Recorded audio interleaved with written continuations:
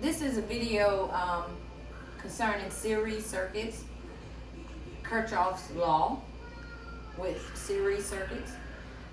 So we are familiar with Ohm's law, which is voltage is equal to current times resistance.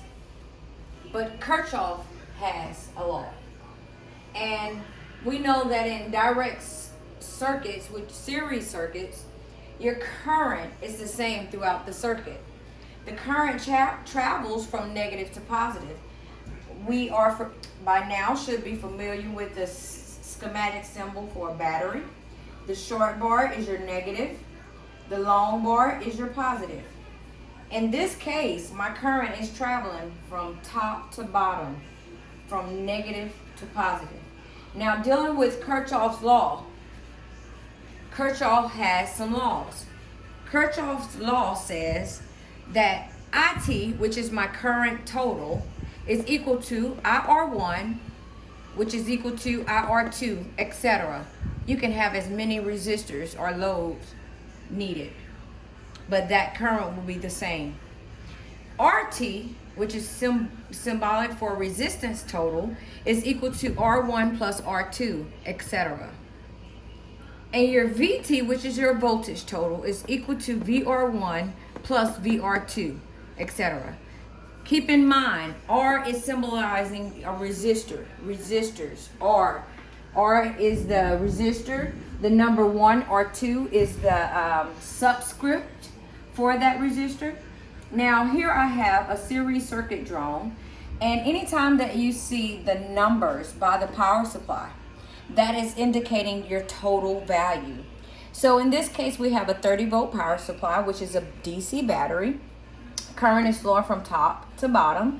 We have two loads connected, R1, which is 2 kilo ohms, and R2, which is 3 kilo ohms.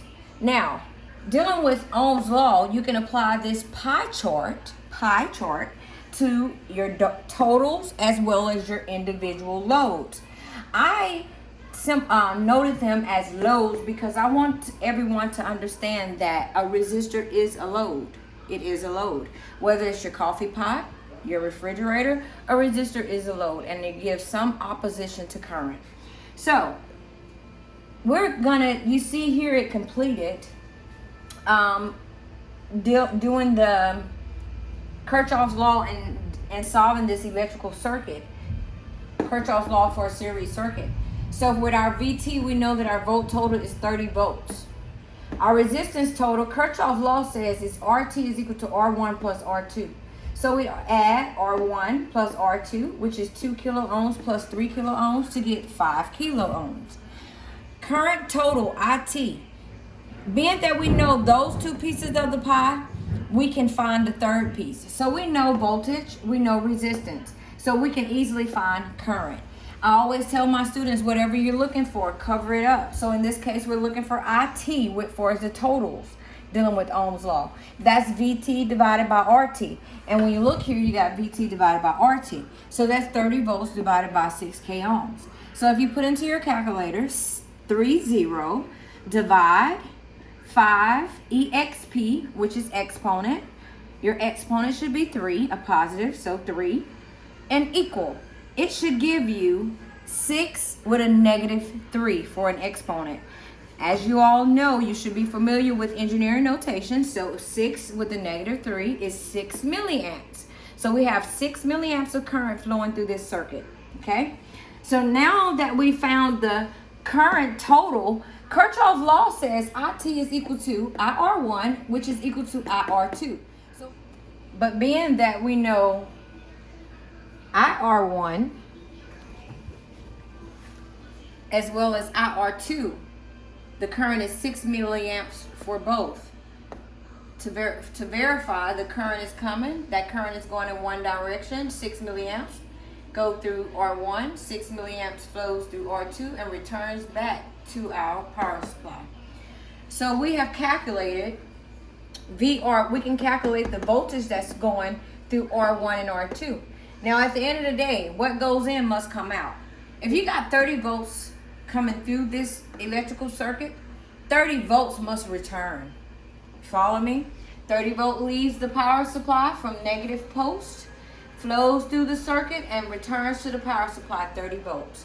So when you calculate VR1, which is also known as your voltage drop across resistor 1, that is equal to IR1 times IR2.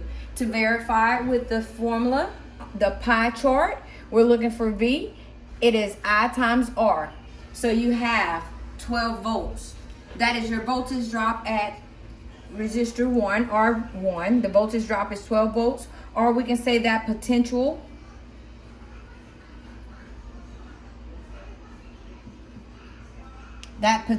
difference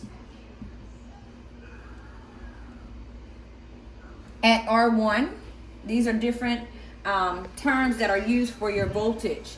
It's also known as electromotive force at R1. So load 2, resistor 2 is 3K ohms. So we know that we have R2, 3K ohms. We have the current, 6 milliamps. Why? Because it's a series circuit. So you can calculate your voltage drop at resistor 2, and that is by IR2 times R2, which is 6 milliamps times 3K ohms.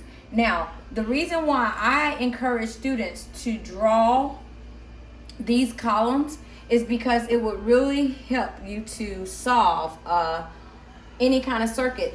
Writing the columns down, it allows the circuit to actually talk to you, especially if you know what's supposed to be going on. It would automatically say, okay, hold on, my current is too much here, because if I apply that much current in this circuit, it's going to fry my loads. So with calculating load 2, you get 18 volts. So that's the voltage drop at R2. And you can also say that's the electromotive force as well as the potential difference. Electromotive force. All of these are the same. Whether you're talking about voltage drop, potential difference, electromotive force, voltage, it's the same. So this is kind of a step-by-step lecture that I have on series circuits. They will be uploaded on Canvas, so you all can watch them over and over and over. And when we have Zoom meetings, we will talk about the different circuits, okay? I encourage you, after watching this video, to design your own circuit, because you do need to become familiar with drawing schematics, schematic diagrams. This is a schematic symbol for a resistor. We also know that the line with the 3 humps is a resistor, as well as this here. You know, you have your first, second significant digit multiplier and your tolerance. That's the symbol for a resistor. So in drawing schematic diagrams, nobody's diagram will be the same, but draw that schematic diagram. Put in some numbers and work the circuit and see if everything add up. Because if you look at this, my volt total is 30 volts. VT, Kirchhoff says VT is equal to VR1 plus VR2. So that's saying, okay, 30 volts is what I'm putting in. So 12 volts is going to R1 and 18 volts is going to R2. That's where my voltage is distributed, between how it's distributed between the loads. So if knowing that my IT is the same throughout the circuit, we know that our current IT is the same as IR1, which is the same as IR2. And then with our RT, we calculated our RT, our total, to be 5K ohm. That's because Kirchhoff says R1 plus R2 is equal RT. So that's 2K ohms plus 3K ohms give you 5K ohms. Hopefully this video helps versus me sharing it on the whiteboard on Zoom. So take advantage. I know online is kind of difficult, but at the end of the day, it's your responsibility to make sure you get it. Review this video, create your circuit, work your homework, and you'll be ready for the test. Always remember, you can do it.